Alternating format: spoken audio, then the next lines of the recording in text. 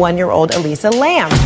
واحدة من أكثر القضايا الغامضة والمرعبة. في عام 2013 إليسا لام طالبة كندية عمرها 21 عام قررت تزور لوس أنجلوس وسكنت في فندق مشهور اسمه سيسيل هوتيل. فندق له تاريخ مظلم، جرائم، انتحارات وغموض. كانت الأمور هادية إلى أن فجأة اختفت. أهلها بلغوا الشرطة وبدأ البحث عنها، وبعد أيام الشرطة نشرت مقطع مصور غريب جدا لإليسا في كاميرا المصعد بالفندق. وفي لقطات بالمقطع كانت إليسا تطالع برا المصعد كأنها خايفة، وتطلع يدينها بحركات غريبة كأنها تكلم أحد مو موجود، وتضغط أسرار المصعد بشكل عشوائي والمصعد ما يتحرك أبدا. المقطع انتشر في الإنترنت والناس شن جنونهم. في اللي قال إنها ملبوسة، وفي اللي قال في أحد يلاحقها، وفي اللي قال يمكن تتعاطى شيء. بعد أسبوعين من اختفائها الضيوف بالفندق بدأوا يشتكون من شيء مقرف في الموية، لونها غريب وطعمها سيء. ولما راحوا يشيكون على خزان الموية فوق سطح الفندق لقوا جدة إليسا لام داخل الخزان. الغريب السطح مقفل بسلاسل وأقفال، والوصول للخزان صعب، ولا أحد شافها تطلع له، ولا في دليل على وجود أحد تاني. الشرطة قالت إنها ماتت غرق، ويمكن كانت تمر بحالة نفسية، لكن كثير من الناس ما صدقوا هالكلام. كيف دخلت الخزان وكيف وصلت للسطح وليه تصرفاتها بالمصعد كانت غريبة. إلى اليوم وفاة إليسا لام لغز ما له تفسير مؤكد، والناس الحين يتساءلون هل كانت ضحية جريمة ولا شيء أكبر من كذا.